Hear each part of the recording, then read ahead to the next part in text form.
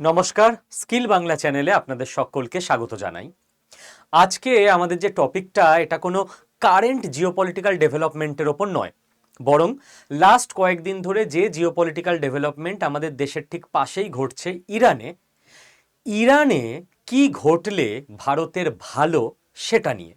অর্থাৎ ইরানে Khamenei government টিকে গেলে ভারতের জন্য ভালো, নাকি আমেরিকা ইরানে রেজিম চেঞ্জ করে দিতে পারলে ভারতের জন্য ভালো, এই ব্যাপারটা আজকের ভিডিওতে আমরা আলোচনা করব। দেখুন, এই আলোচনা শুরু করতে গেলে প্রথমেই আপনাকে যেটা বুঝতে হবে সেটা হচ্ছে, ভারতবর্ষের যারা ইন্টারন্যাশনাল পলিসি কোন দেশের সঙ্গে কি হবে ঠিক করেন, তারা না আমাদের সাধারণ মানুষদের মতো আবেগ দিয়ে চলেন না। তারা টোটালি ট্রেন্ড হন যে কোনো নির্দিষ্ট অবস্থায় ভারতের পক্ষে কোনটা লাভজনক, কোনটা ভারতের স্বার্থের জন্য ঠিক, সেই দিকে পুরো গেমটাকে ঘোরাতে চেষ্টা করার। ভারতের ডিপ্লোম্যাটরা চাইলেই যে সবসময় সেটা হবে তা নয়। পৃথিবীর 200টা দেশ, প্রত্যেকটা দেশের ডিপ্লোম্যাট আছে, প্রত্যেকে নিজের নিজের বুদ্ধি খেলাচ্ছে। তার মধ্যে 5%, 10% যেটুকু বেশি উপকার ভারত কোনো নির্দিষ্ট সময়ে নির্দিষ্ট কোনো দেশের অবস্থার প্রেক্ষিতে নিজের দিকে যদি তুলে আনতে পারে লাভ, সেটুকুই লাভ। তো আমাদের মুশকিল কি হয়, আমি সোশ্যাল মিডিয়াতেও কয়েকদিন একটু কমেন্ট সেকশন চেক করছিলাম মাস সেন্টিমেন্ট বোঝার জন্য। সেখানে দুটো জিনিস আমি খেয়াল করলাম। ভারতবর্ষে এক শ্রেণীর মানুষ রয়েছে, এ ক্যাটাগরি, আমি যদি বলি ক্যাটাগরি এ আর বি। এ ক্যাটাগরির মানুষরা খুব করে চাইছে যে ইরানে খামেনেই সরকারের পতন হোক। কেন? এই চাওয়ার পিছনে খুব একটা জিওপলিটিক্যাল ম্যাচিউরিটি তাদের মধ্যে যে কাজ করছে এমনটা নয়। তারা বেসিক্যালি এই জন্য চাইছেন যে ইরানে একটা র্যাডিক্যাল ইসলামিস্ট সরকার চলছে, এবং ভারতবর্ষের মানুষরা জেনারেলি কোনো র্যাডিক্যাল রিলিজিয়াস কনসেপ্ট পছন্দ করে না। কারণ ভারতবর্ষ রিলিজিয়ান, কোনো নির্দিষ্ট ইজম, একদম প্রাচীনকাল থেকে এর এগেনস্টে সবসময় সায়েন্স, সনাতন, যেটাকে আমরা বলি ইউনিভার্সাল সনাতন, তার পক্ষে। আর বি ক্যাটাগরি, এরা খুব করে চাইছে যে ইউএসএ হেরে যাক, ইরানে সরকার থেকে যাক। কেন? তারাও খুব একটা জিওপলিটিক্যাল থট প্রসেস থেকে এটা ভাবছে না। তারা এই জন্য ভাবছে যে আমেরিকা ভারতের সঙ্গে ট্যারিফ নিয়ে ঝামেলা করছে, ভারতকে অপমান করছে, অর্থনৈতিকভাবে আঘাত করার চেষ্টা করছে, অতএব আমেরিকা আমাদের শত্রু, অতএব আমেরিকা আর ইরানের যুদ্ধে আমেরিকা হেরে গেলে আমরা আনন্দ পাবো। তো এই যে দুটো ফিলিংস, এই দুটো ফিলিংসই অত্যন্ত অত্যন্ত প্রিম্যাচিওর্ড ফিলিংস আমি বলবো। জিওপলিটিক্সে মোটেও এই দুটো ফিলিংস ম্যাচিওর্ড ফিলিংস নয়। আমাদের দেখতে হবে জিওপলিটিক্যাল জায়গা থেকে ভারতের কিসে লাভ। ওকে, দেখুন, এইবার আপনাকে একটু যদি বুঝে নিতে হয় 1 মিনিটে ইতিহাসটা, যেটা এই চ্যানেলের দর্শকরা জানেন, কেউ যদি নতুন থাকেন তার জন্য। ইরানকে আটকানোর জন্য আমেরিকা লাস্ট 20 বছর ধরে 3টে জিনিস করছে। এক, ইসরায়েলি গুপ্তচরদের সাহায্যে ইরানের নিউক্লিয়ার প্রোগ্রাম সাকসেসফুল হতে না দেওয়া। একবার সাকসেসফুল হয়ে গেলে আর ইরানকে আটকানো যাবে না। 2, নিউক্লিয়ার প্রোগ্রামটাকে আনসাকসেসফুল অবস্থায় রেখে ইরানের ইকোনমিটাকে মারাত্মক ডাউন করা স্যাংশন ইত্যাদির মাধ্যমে, যাতে করে মধ্যবিত্ত মানুষ খেতে না পেয়ে তারা রাস্তায় নামে বাধ্য হয় নিজের দেশের সরকারের বিরুদ্ধে।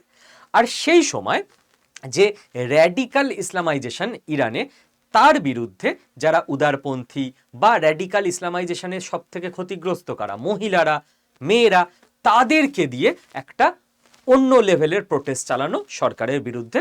তো দুটো প্রোটেস্ট একসঙ্গে হয়ে সরকারের এগেনস্টে দাঁড়াতে যেতে পারে। এবং এই প্রোটেস্ট চলাকালীন ইউএসএ তো ডোনাল্ড ট্রাম্প তো আর এসে ইরান শাসন করবে না। সেই জন্য ইরানের যিনি পুরনো শাহ ছিলেন, যিনি ওখানকার রাজা ছিলেন, সেই শাহের যে ছেলে, যে ইরানের ক্রাউন প্রিন্স রেজা শাহ, রেজা পল্লবী, মানে পেহলেভি ইংরেজিতে বললে, তো এই শাহ রেজা পেহলেভি, ইনি আমেরিকায় আছেন। এনাকে তখন পাঠিয়ে দেওয়া হবে ইরানে, যে তোমাদের পুরনো রাজবংশের ক্রাউন প্রিন্স যুবরাজ চলে এসছে, এখন তোমাদের সামলে নেবে, পুরোটাই ইউএস পিছন থেকে সামলাবে। এই পরিকল্পনায় পুরো অনুষ্ঠান এগোচ্ছিল ইউএসের কলকাঠি নাড়ায়। এবার খামেনেই সরকার তারা কিন্তু বাংলাদেশ গভর্নমেন্ট, দেখুন প্রচুর দেশে প্রচুর জায়গায় রেজিম চেঞ্জের চেষ্টা করা হয়, ভারতবর্ষেই করা হয়েছে। লাস্ট কয়েক বছর ধরে আমাদের উত্তর পূর্বের একটা রাজ্যে মারাত্মক অশান্তি লাগিয়ে রেখে দেওয়া হয়েছে। এবার ভারত সরকার প্রচণ্ড ঠান্ডা মাথায় কোনো স্টেটমেন্ট না দিয়ে গ্রাউন্ড লেভেলে কাজ করে করে করে করে ওখানে মোটামুটি 80% মিটিয়ে এনেছে। বাংলাদেশে চেষ্টা করা হয়েছে, বাংলাদেশ সরকার না তো ঠান্ডা মাথায় মেটাতে পেরেছিল ছাত্র আন্দোলন, না তো কড়াভাবে দমন করে মেটাতে পেরেছিল, তো বাংলাদেশে রেজিম চেঞ্জ হয়ে গেছে। ইরান কি করেছে, ইরানের যে খামেনেই সরকার তারা আর্মিকে ব্যবহার করে মারাত্মক স্ট্রিক্টভাবে প্রোটেস্টারদের দমন করে দিয়েছে। এক একজনকে ধরে পিটিয়ে ফাঁসিতে দেবে বলে সব গ্রেপ্তার করা হয়েছে। বাংলাদেশে গন্ডগোল কি ছিল, বাংলাদেশে আর্মি তাকে আবার টাকা খাইয়ে শেখ হাসিনার বিরুদ্ধে করে দেওয়া হয়েছিল কিছু অংশকে। ইরানে সেটা পারা যায়নি, ইরানের আর্মি খামেনেই সরকারের সঙ্গে রয়েছে। তো এহেন অবস্থায় ডোনাল্ড ট্রাম্প, আমি এই চ্যানেলের না যেটা post section, video section, live section, short section, ইউটিউবে অনেকগুলো সেকশন হয়, আমাদের চ্যানেলেই দেখবেন যেটা পোস্ট বলে সেকশন আছে, ওখানে আমি ডোনাল্ড ট্রাম্পের নিজের যে পোস্ট ট্রুথ সোশ্যাল মিডিয়া, ওনার নিজস্ব সোশ্যাল মিডিয়া, সেখান থেকে স্ক্রিনশট তুলে দিয়েছিলাম 3 দিন আগে। উনি প্রোটেস্টারদের আহ্বান জানিয়েছেন ইরানে যে আপনারা প্রোটেস্ট করতে থাকুন, হেল্প অন ইটস ওয়ে, সাহায্য আসছে। সাহায্য আসছে মানে আমরা ফোর্স পাঠাচ্ছি। এইবার লাস্ট মুহূর্তে ইউএসএ ফোর্স পাঠায়নি। কেন পাঠায়নি? কারণ ডোনাল্ড ট্রাম্পের কাছে লাস্ট মুহূর্তে ওনার যে গোয়েন্দা সংস্থা, ইন্টেলিজেন্স অফিসার, তারা রিপোর্ট দিয়েছিল যে স্যার যদি আমরা এয়ারফোর্স পাঠিয়ে এখন ইরানে বম্বিং করেও দিই এবং যদি জোর করে রেজিম চেঞ্জ করিয়েও দিই, তাহলেও আমাদের রেজা পেহলেভি ইরানে টিকতে পারবে না। গ্রাউন্ড আমাদের অতটা মজবুত এখনো হয়নি, এবং অ্যাটাক হলেও রেজিম চেঞ্জ যে হবেই এরও কোনো গ্যারান্টি পাওয়া যাচ্ছে না। তার একটা কারণ আছে, তার কারণ হচ্ছে খামেনেই সরকার অত্যন্ত বুদ্ধিমত্তার সঙ্গে ইরানে একটা ন্যারেটিভ চালিয়ে দিয়েছে যে যারা যারা খামেনেই সরকারের এগেনস্টে প্রতিবাদ করছে তারা এনিমি অফ গড বা এনিমি অফ আল্লাহ, ইসলাম ধর্ম অনুযায়ী যিনি সুপ্রিম ক্রিয়েটার, তারা আল্লাহর শত্রু। এবার যখনই রিলিজিয়াস অ্যাঙ্গেল থেকে মানুষের মনে ভয় দানা বেঁধে যায়, এবং যে দেশে লাস্ট 50 বছর ধরে মারাত্মক গোঁড়া রিলিজিয়াস সিস্টেম ফলো হয়েছে, তাদের মনের মধ্যে তো সেই ছাপ রয়েছে। কিছু মানুষ, কিছু নারী রাস্তায় নেমে প্রতিবাদ করছে, বাকিদের তো ব্রেন ওয়াশড হয়েই রয়েছে যে কেউ একজন আছে যিনি সুপ্রিম ক্রিয়েটার, যিনি তাহলে পাপ দেবেন, আমাকে তেলের মধ্যে ভাজা হবে, বা যে হেভেনে যাই করা হোক, ঠিক আছে। ইন্ডিয়াতে একটা হেভেনের কনসেপ্ট পরিচয় আছে, ওখানে তেলের মধ্যে ভাজা হয়, কোনো একটা হেভেনে আগুনের মধ্যে পুড়িয়ে দেওয়া হয়, হেভেন নয় সরি হেলে, নরকে। হেভেনে তো ইন্ডিয়ার মানুষরা যে হেভেনের গল্পে বিশ্বাস করতো বা এখনো অনেকে করে, সেখানে ভালো ভালো খাবার পাওয়া যায়, কিন্তু মরে যাওয়ার পর বডি এখানে রেখে আত্মা কি করে খাবে সেটা কেউ কোশ্চেন করে না। আর একটা হেভেন আছে যেখানে ভার্জিন গার্লস পাওয়া যায়, ওয়াইন পাওয়া যায়, ঠিক আছে। আর একটা হেভেন আছে যেখানে সুন্দর সুন্দর মেয়েরা হোয়াইট গাউন পরে মানে আকাশে ভেসে ভেসে বেড়ায়। যাই হোক, তো খামেনেই সরকার মানুষের মনে রিলিজিয়াস অ্যাঙ্গেল থেকে ভয় ঢুকিয়ে দিয়েছে যে তুমি সরকারের এগেনস্টে না, দেশের এগেনস্টে না, তুমি গডের এগেনস্টে যাও, কি করে যাবে? যার ফলে সাইকোলজিক্যালি অনেকটা কন্ট্রোল হয়ে গেছে। তারপর তো ধরপাকড় আছেই। তো ডোনাল্ড ট্রাম্পের কাছে ক্লিয়ার রিপোর্ট যায় যে এয়ারফোর্স থেকে এখন বম্বিং করেও কোনো লাভ হবে না, রেজিম চেঞ্জ হবে কিনা গ্যারান্টি নেই। আর যেখানে গ্যারান্টি নেই সেখানে ক্যালকুলেশন এটাই বলে এখন ওর মধ্যে ইনভলভ না হওয়া ভালো। কারণ একটা এত বড় ঘটনা ঘটানো হবে আর তারপর যদি কাজ না হয়, সারা পৃথিবীতে মুখ পুড়বে ইউএসের, মুখ তো পড়ানো যাবে না। তো আপাতত এটা ইউএসের ক্যালকুলেশন। ইরানের ক্যালকুলেশন কি? ইরানের ক্যালকুলেশন, খামেনেই সরকার কি ভয় নেই? মারাত্মক ভয় আছে যে কখন আমেরিকা থেকে বম্বিং করে দিল না কি খামেনেইকে নিজের বাড়ি থেকে ভেনেজুয়েলার প্রেসিডেন্টের মতো তুলে নিয়ে চলে গেল। আমেরিকাকে কিছুই বিশ্বাস নেই। তো ডোনাল্ড ট্রাম্প ট্রুথ সোশ্যাল মিডিয়ায় ইরানকে হুমকি দেয় যে যাদের অ্যারেস্ট করা হয়েছে ওদের ফাঁসি দেওয়ার কথা ছিল 14ই জানুয়ারি, যদি ফাঁসি হয় তাহলে কিন্তু ইউএস মিলিটারি অ্যাক্টিভ হয়ে যাবে। ডোনাল্ড ট্রাম্প এইটুকু থ্রেট দিয়ে রেখেছিল, কারণ ডোনাল্ড ট্রাম্পের মাথায় আছে ভাই এই যে প্রোটেস্টার, এদের মধ্যে আমার গুপ্তচর অনেক ঢুকে আছে, এদের ফাঁসি যেন না হয়, এদেরকে দিয়ে আবার 6 মাস 1 বছর পর কিছু একটা ট্রাই করতে হবে।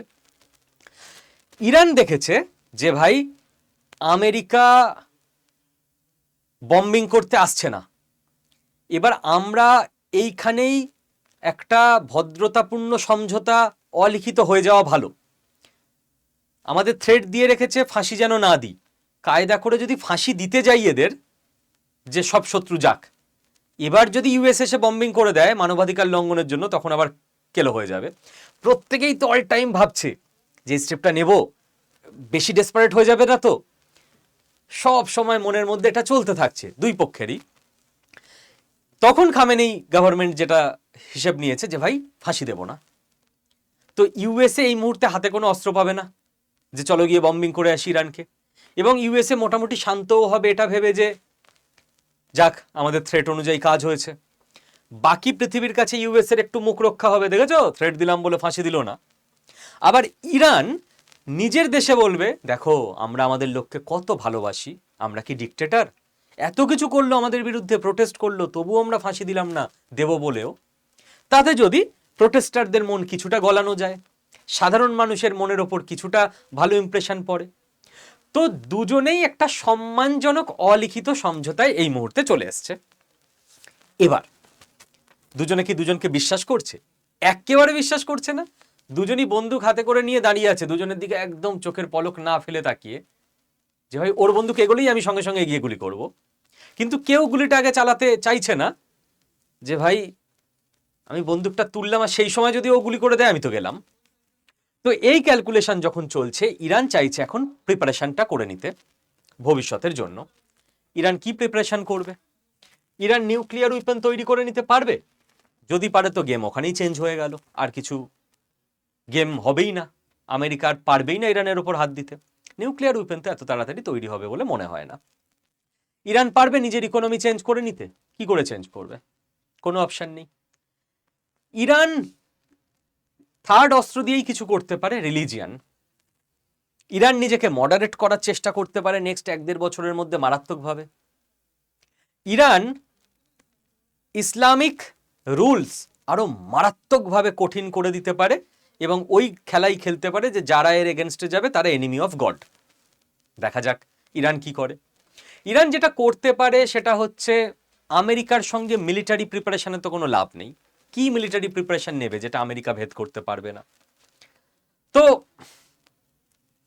ইরানের এটা প্রিপারেশন টাইম, এবং একই সঙ্গে এটা ইউএস এর প্রিপারেশন টাইম নেক্সট স্ট্রাইকটা করার আগে। ইউএস কতদূর প্রিপেয়ার্ড আমরা কেউ জানি না, হতে পারে নেক্সট স্ট্রাইক হবেই। লিখে রাখুন 5 মাস আগে যখন ইরান নিয়ে কেউ আলোচনা করতো না, কোনো নিউজ পেপারে ছিল না। নিউজ পেপারে কি হয়, কোনো ঘটনা ঘটলে তখন সেটা নিয়ে লেখা হয়। জিওপলিটিক্স কি হয়, সামনের কিছু মাসে বা বছরে কি হতে যাচ্ছে তার আগাম পূর্বাভাস, ভবিষ্যৎবাণী নয়, data, trend, policy, theory, concept সব দেখে একটা ম্যাথ করার চেষ্টা। তো আমরা 4-5 মাস আগে কি বলেছিলাম, ইরানে অ্যাটাক হবেই, এবং আমি খুব জোর দিয়ে বলতাম 2025-এর লাস্টে হবে, 2026-এর প্রথমে হলো। ডোনাল্ড ট্রাম্প কি ভাবছে তো আমি বলে দিতে পারবো না, বাট পলিসি কোন দিকে যেতে পারে সেটা তো বুঝতে পারবো। তো আমি আবারও আজকে জোর দিয়ে বলছি ইরানে অ্যাটাক হবেই। স্যার কেন হবেই আপনি বলছেন? 3টে কারণ। নাম্বার 1, ইরান নিউক্লিয়ার বোম বানিয়ে ফেললে আমেরিকা শেষ, ইরান কাউকে পরোয়া করবে না, আমেরিকা তো এই রিস্ক নিতে চাইবে না যে ভাই ওরা যা ইচ্ছা করুক, নিউক্লিয়ার বোম বানিয়ে ফেললে তখন। 2, ইসরায়েল ইরানের মারাত্মক বড় শত্রু, আমেরিকা এবং ইসরায়েল জিওপলিটিক্সে একই মুদ্রার এপিটোপিট। তো ইরানকে যেন তেনভাবে শেষ করা ইসরায়েলের লক্ষ্য, তো আমেরিকারও লক্ষ্য। 3, ইরান রাশিয়ার অ্যালাই, জিওপলিটিক্সে রাশিয়াকে কোণঠাসা করার জন্য ইরানের পতন দরকার, কারণ ইরানের সরকার রাশিয়ার সমর্থিত। 4, ইরানের চাবাহার পোর্টের মধ্যে দিয়ে ভারত রাশিয়ার সঙ্গে, আফগানিস্তানের সঙ্গে, সেন্ট্রাল এশিয়ার সঙ্গে এবং পৃথিবীর বহু দেশের সঙ্গে বাণিজ্য করার রুট খুঁজে পায়। কাজেই ইন্ডিয়াকে চাপে রাখতেও ইরানকে নিজের কন্ট্রোলে রাখা অত্যন্ত জরুরি, যে ইন্ডিয়া বিজনেস করবে না, মালপত্র নিয়ে আসা যাওয়া করবে না, যেখান দিয়ে করবে সেই রুটটাতেই আমি গেড়ে বসে আছি। তো আমার সঙ্গে ভালো সম্পর্ক রেখে চলো। ইউএসএই অ্যাডভান্টেজ পেয়ে যাবে ইন্ডিয়ার সঙ্গে বার্গেনিং এর জন্য। এই চারটে কারণে ইউএসএ ইরানের ওপর অ্যাটাক আজ না হোক কাল করবেই করবে, হয়তো 3 দিন পর, 3 সপ্তাহ পর বা 3 মাস পর। ইউএস এর প্রিপেয়ার্ডনেস কতটা সেটা আমরা কেউ জানি না, ভেতরে ভেতরে চলছে। যেই দিন ফুল প্রিপেয়ার্ড হয়ে যাবে অ্যাটাক করে দেবে। এবার প্রিপেয়ার্ডনেস বলতে ভেনেজুয়েলায় যে মাদুরোকে অপহরণ করে নিয়ে যাওয়া হলো, ওটা হঠাৎ আগের দিন ডোনাল্ড ট্রাম্প মনে করলো যে এ না বেশি বাড়াবাড়ি করছে, এবার একে কিছু ব্যবস্থা করি, আর অপহরণ করে নিয়ে গেল? একদমই না। ইউএস এর মারাত্মক প্রিপারেশন তার পিছনে ছিল। হ্যাঁ, প্ল্যান এটাই সাকসেসফুল হয়ে গেছে, যে খুব নিচু দিয়ে প্রচুর হেলিকপ্টার একসঙ্গে এসছে, যেটা রাডারে ধরা পড়েনি। তারপর এক্স্যাক্ট টাইমে সাইবার অ্যাটাক করে ভেনেজুয়েলার রাজধানী কারাকাসের পুরো ইলেকট্রিসিটি অফ করে দেওয়া হয়েছে। তারপর সঙ্গে সঙ্গে মিসাইল অ্যাটাক করে যত এয়ার ডিফেন্স সিস্টেম ছিল ভেঙে দেওয়া হয়েছে। এক্স্যাক্ট টাইমে হেলিকপ্টারে করে ডেল্টা ফোর্সের কমান্ডোরা মাদুরোর বাড়ির ওপর চলে গেছে। বাড়িতে 600 জন গার্ড ছিল, কমান্ডোরা হেলিকপ্টারেই বসেছিল, দরজা লক করে সনিক উইপেন ছেড়ে দেওয়া হয়েছে, মারাত্মক আওয়াজ, যাতে 600 জন কমান্ডারের নাক চোখ মুখ দিয়ে রক্ত বেরিয়ে বমি হয়ে সবাই মাটিতে পড়ে গেছে, মরেনি। সনিক উইপেন, সবার মাথার মধ্যে মনে হবে যে বোমবাস্ট হচ্ছে, মাথার মধ্যে মনে হবে এমন একটা সাউন্ড ওয়েভ ছাড়া হবে। সাউন্ড ওয়েভ যখন চলে গেছে, হেলিকপ্টারের দরজা খুলে মাদুরোর বাড়ির ছাদে নেমে গেছে ডেল্টা ফোর্সের বাহিনীরা। 5 মিনিটের মধ্যে বাড়ির মধ্যে যে কজন গার্ড ছিল তাদেরকে মেরে মাদুরোকে ধরে নিয়ে চলে গেছে। বাট ইউএসএ এত বড় রিস্ক এমনি নিয়ে নিল without planning. Plan A B C D পুরো জেড অবধি সাজানো ইউএসএ কি কি করেছে দেখুন তো লাস্ট 6 মাসে। ইউএসএ 2024-এ ওদের কোল্ড ওয়ারের সময়কার যে নেভাল স্টেশন বন্ধ হয়েছিল, সেই নেভাল স্টেশনকে পুরো রিবিল্ড করেছিল লাস্ট 6 মাসে। ওখানে পুরো রানওয়ে তৈরি করে রেখেছিল, যাতে করে এমার্জেন্সি সমস্ত মিলিটারি ফ্লাইট ওখান থেকে, মিলিটারি হেলিকপ্টার, মিলিটারি জেট উঠতে পারে। ইউএস যে ওদের ভার্জিন আইল্যান্ড আছে, পুরো আইল্যান্ডটাকে ট্যুরিস্ট আইল্যান্ড ছিল, পুরো ট্যুরিজম বন্ধ করে দিয়েছে লাস্ট 3 মাসে। ওটাকে পুরো মিলিটারি হাবে পরিণত করে দিয়েছে, যাতে ওইখান থেকে পুরো operation in the time of need, যদি সহজে না হয়, পুরো কন্ট্রোল করতে পারে আমেরিকা। আমেরিকা ক্যারাবিয়ান সিতে ডেস্ট্রয়ার পুরো লাগিয়ে রেখেছিল, যাতে যে কোনো সময় নেভাল সাপোর্ট দেওয়া যায়। আমেরিকা ডেস্ট্রয়ারের পাশাপাশি অ্যাসল্ট শিপ রেডি করে রেখেছিল, যাতে করে গ্রাউন্ড অ্যাটাক করার জন্যও পুরো জাহাজে করে এবং আকাশপথে তো আছেই, আমেরিকান আর্মি রেডি থাকতে পারে যদি কোনো রকমের প্ল্যানেতে কোনো গড়বড় হয় মাদুরোকে অপহরণ করতে গিয়ে। আমেরিকা একদম আকাশে স্ট্যান্ড বাই করে রেখে দিয়েছিল B-52 আর B-1 বম্বারকে, যে যদি কোনো গন্ডগোল হয় পুরো ভেনেজুয়েলাকে বম্বিং করে উড়িয়ে দেবো, আমাদের পুরো বম্বার আকাশে স্ট্যান্ড বাই রেডি উড়ছে। আমেরিকা একই সময় KC-130 আর C-17 মতো বড় যেই সমস্ত মানে ফুয়েলের যাতে কোনো রকম ঘাটতি না পড়ে সেই জন্য কার্গো রেডি রেখেছিল, যে গোটা অপারেশন চলাকালীন যত ফুয়েল লাগবে আমরা KC-130 এবং C-17 দিয়ে ফুয়েল পাঠিয়েই যাব, ফুয়েলের কোনো অভাব হবে না। আমেরিকা F-35S কেও একেবারে রেডি করে রেখেছিল, যাতে করে কোনো সময় প্রিসিশন স্ট্রাইকের দরকার পড়লে একদম প্রিসিশন স্ট্রাইক ওই মুহূর্তে করে দেওয়া যেতে পারে। আমেরিকার আর্মি, মানে আর্মি বলতে এখানে আমি বোঝাতে চাইছি ডেল্টা ফোর্স, আমেরিকাতে মাদুরোর বাড়ির মতো সেম টু সেম একটা বাড়ি, যেখানে সেম জানলা আছে, সেম দরজা আছে, সেম সিঁড়ি আছে, সব কিছু সেইটা বানিয়ে মক ড্রিল ডেলি প্র্যাকটিস করে গেছে। মাদুরোকে কিভাবে অপহরণ করা হবে, কোন ঘর দিয়ে কোথায় ঢুকবে, কোন ঘরে মাদুরো পালাতে পারে, সেই দরজাটা কোথা দিয়ে অবস্ট্রাক্ট করা হবে। তবে গিয়ে একটা মনে হলো কি সুন্দর অপারেশন গেল, প্রেসিডেন্টকে ধরলো, এরম করে তুলে নিয়ে চলে এলো। তার পিছনে এত কিছু আমেরিকার ABCD করে জেড অবধি রেডি। তো ইরানেও স্যার আমেরিকা তো কিছু করলো না। আরে আমরা জানি না যে ইরানের ব্যাপারে আমেরিকা কোথায় কি ঘুটি সাজাচ্ছে, যেদিন সাজানো হয়ে যাবে পরের দিন রাতেই অ্যাকশন শুরু। তো দিস ইজ ইউএস এর প্রিপারেশন টাইম। এবার এই অবধি তো আমরা বুঝে গেলাম যে কি চলছে, কি ভবিষ্যতে হতে পারে। স্যার ভারতের কোনটা হলে লাভ?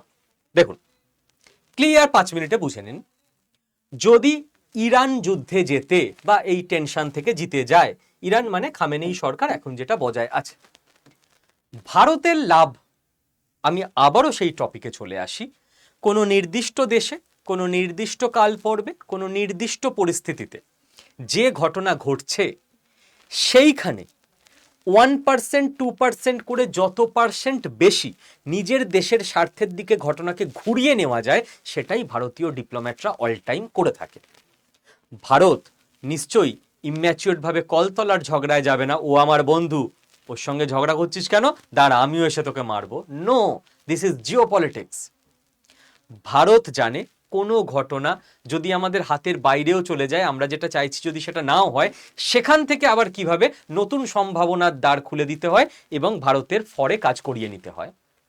ভারত জানে যদি ইরান জেতে আমাদের চাবাহার বন্দর যেমন রয়েছে থাকছে, এবং সেকেন্ড লাভ, গালফ রিজিয়ানে ইউএসএ কে টক্কর দেওয়ার জন্য ইরান রইল। প্রত্যেকটা রিজিয়ানে ইউএসএ কে টক্কর দেওয়ার জন্য যদি কোনো শক্তিশালী প্লেয়ার থাকে তো ভালো, কারণ ইউএসএ নাম্বার 1 হিসেবে দাদাগিরি করতে চাইছে, দাদাগিরির সময় ভারত এগেনস্টে দাঁড়িয়ে রয়েছে, তো ভারতের পাশে যদি আরো 4-5 জন দাঁড়ায় তো ভালো। ইন্ডিয়া জানে যে যদি ইরানে খামেনেই সরকার থেকে যায় তাহলে ভালো, কারণ এর আগে রেজা পল্লভীর বাবা যখন ছিল শাহ হিসেবে ইরানের, সে বারবার ভারত বিরোধী স্ট্যান্ড নিয়েছিল। বাংলাদেশের যুদ্ধের সময় বলেছিল পাকিস্তানের ফরে আছে ইরান। কাশ্মীর নিয়ে এই রেজা পেহলেভির বাবা, ভারত যখন স্বাধীন হচ্ছে, পাকিস্তানের ফরে বক্তব্য রেখেছিল। ইন্টারন্যাশনাল স্টেজে বারবার ভারত বিরোধী অবস্থান রেখেছে, তো ভারতের সেই তিক্ততা আছে।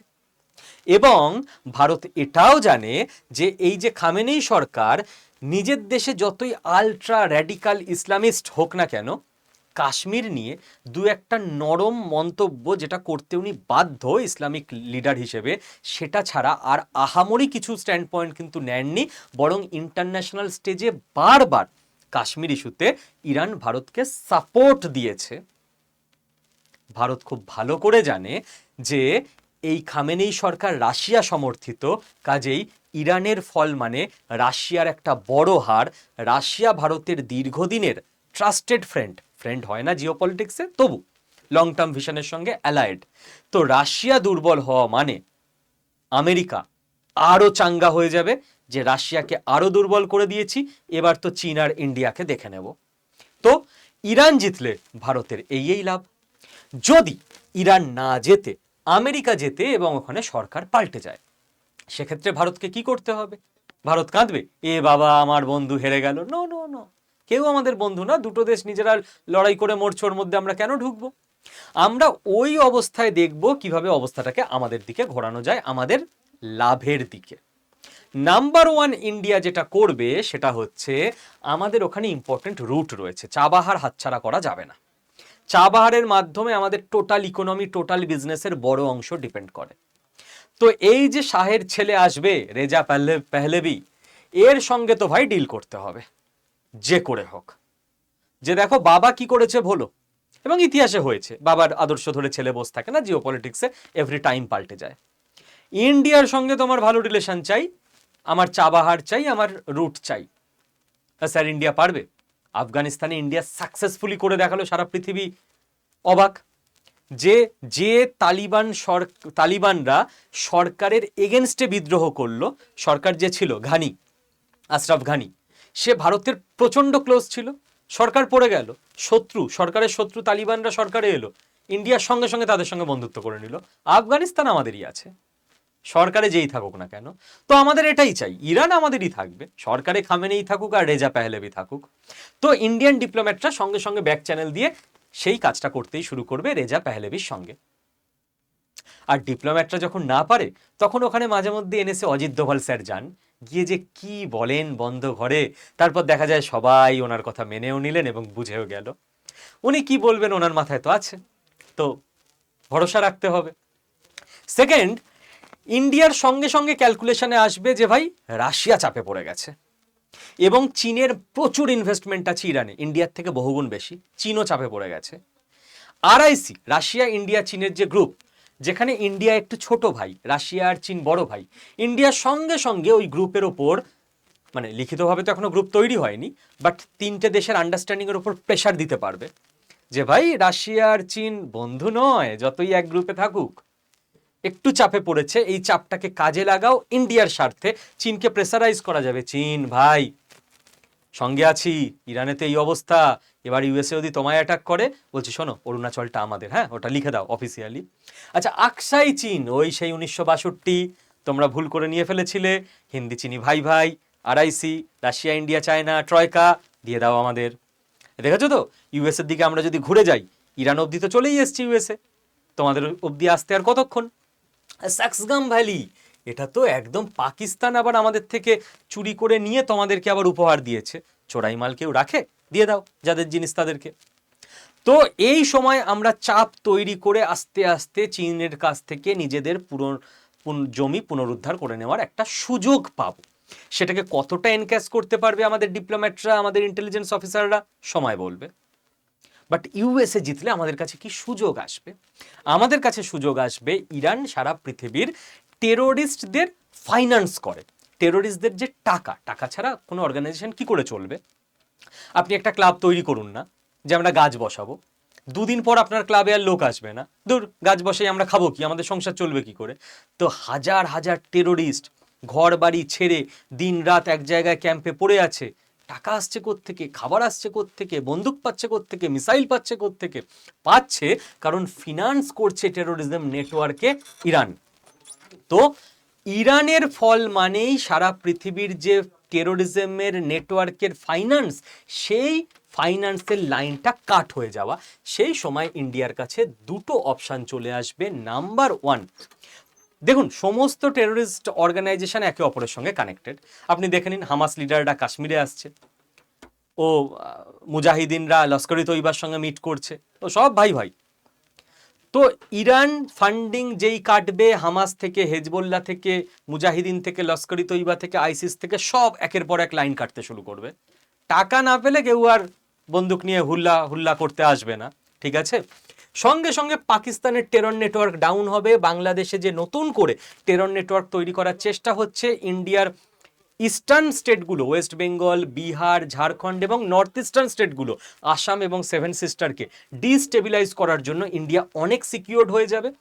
এবং যখন নেটওয়ার্ক কাটতে শুরু করছে, ফাইন্যান্স কাটতে শুরু করছে, সেই সময় না ওই নেটওয়ার্কের ওপর অ্যাটাক করা অনেক ইজি হয়ে যাবে। এবং ভুললে চলবে না, ইন্ডিয়ার মধ্যেও কিন্তু প্রচুর জঙ্গি রয়েছে। লালকেল্লার ব্লাস্ট ভুলে গেলেন নাকি এই কদিনে? তো এদেরও যখন ফাইন্যান্স কমবে, ইন্ডিয়ার ইন্টেলিজেন্সের কাছে ইজি হবে এদেরকে ইজিলি ট্র্যাক করা, খুঁজে বের করা, এলিমিনেট করা। ইন্ডিয়াকে তখন কাজ করতে হবে এই ফিল্ডে। এবং আর একটা বড় লং টার্ম কাজ ইন্ডিয়া করতে পারে যদি ইউএসএ জিতে যায় ইরানে, সেটা হচ্ছে আইডেন্টিটি ইন্ডিয়ার মধ্যে। মানে দেখুন, ইন্ডিয়ার মধ্যেও রিলিজিয়ান নিয়ে একটা আইডেন্টিটি রয়েছে এতদিন, এখনো একটা উগ্রতা তৈরির চেষ্টা চলে। কিন্তু ভারতবর্ষ কিসে বিশ্বাস করে? ভারতবর্ষ বিশ্বাস করে এই দেশ তোমার মা। আর কোনো রিলিজিয়ান ইত্যাদি গল্প মধ্যযুগে প্রয়োজন ছিল, ওই সমস্ত গল্প সাইকোলজিক্যালি ভালো থাকার জন্য তখন বিশ্বাস করেছো, এখন আর দরকার নেই। ভারতবর্ষ কিসে বিশ্বাস করে? ভারতবর্ষে দেখুন কোনো গড কালচার নেই, যে কেউ একজন আকাশে বসে আছে সে সব ঠিক করে দিচ্ছে। ভারতবর্ষ বলে মানুষই সব করে। ভারতবর্ষ বলে তোমার ভাগ্য তুমি নিজে লেখো, কর্মফল, কোনো ভাগ্য নেই, যেমন কর্ম তেমন ফল। ভারতবর্ষ বলে আমাদের এখানে একটা ছেলে যে দ্বারকায় থাকতো, সে অসাধারণ ডিপ্লোমেসি দেখিয়েছে, পলিটিক্স হ্যান্ডেল করেছে, তাকে আমরা শ্রদ্ধা জানাই, শ্রীকৃষ্ণ।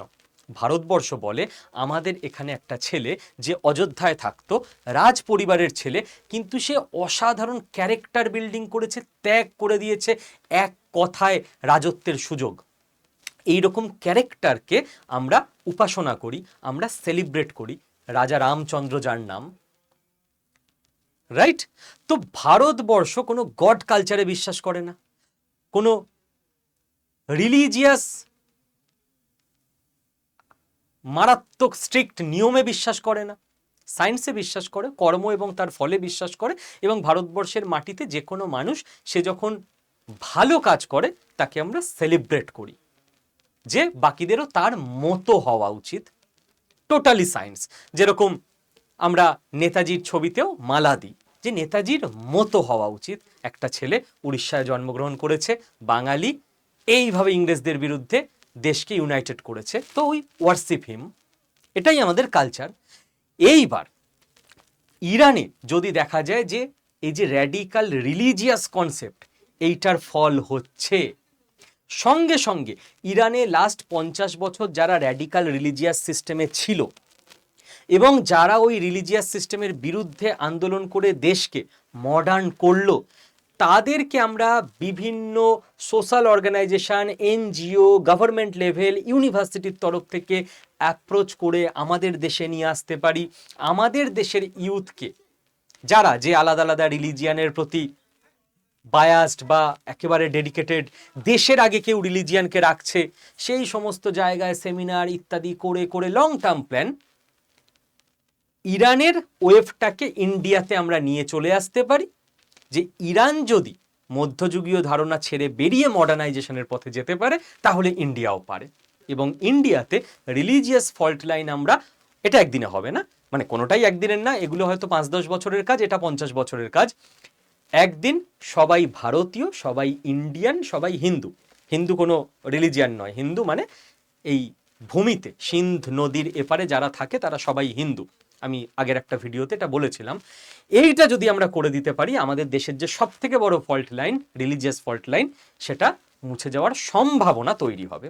কাজেই ইরান জিতলো না আমেরিকা জিতলো, আমাদের তাতে বয়েই গেল, দুজনে মারামারি করুক, আমেরিকার টাকা নষ্ট হোক, রিসোর্স ড্রেন হোক, ইরান সেও কিছু রিসোর্স ড্রেন করুক, যা ইচ্ছা করুক, আমাদের কিচ্ছু যায় আসে না।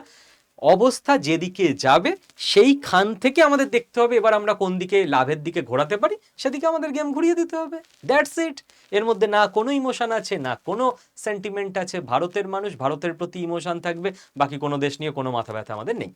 আশা করি জিওপলিটিক্যাল অ্যাঙ্গেল থেকে কিভাবে আমাদের দেশের ডিপ্লোম্যাটরা বা জিওপলিটিক্যাল এক্সপার্টরা, অ্যানালিস্টরা গোটা ঘটনাটাকে ভাবেন এবং দেখেন, সেটা আমি আপনাদের সঙ্গে শেয়ার করতে পারলাম, বোঝাতে পারলাম। এবার আর আশা করি ক্যাটাগরি এ আর ক্যাটাগরি বিরা ইরান জিতুক বা আমেরিকা জিতুক বলে নিজেদের মধ্যে ঝামেলা করবেন না, বলুক যে ইচ্ছা জিতুক, পরে দেখব। আপাতত আমরা নিজেদের কাজকর্ম করে খাই, চাকরি ব্যবসা যে যেটা করছেন খুব ভালো করে করুন, নিজেরা ভালো থাকুন। Thank you.